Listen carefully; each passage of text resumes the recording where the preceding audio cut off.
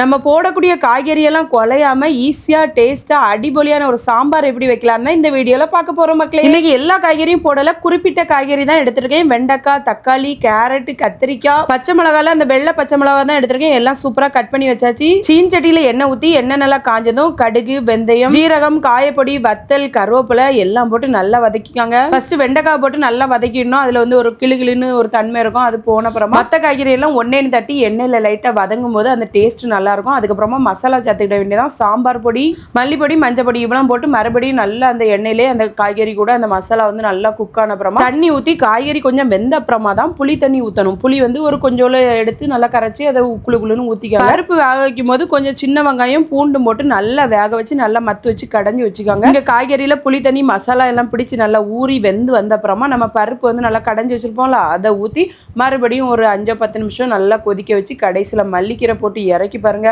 வேற லெவல்ல இருக்கும். கண்டிப்பா ட்ரை பண்ணி பாருங்க மக்களே.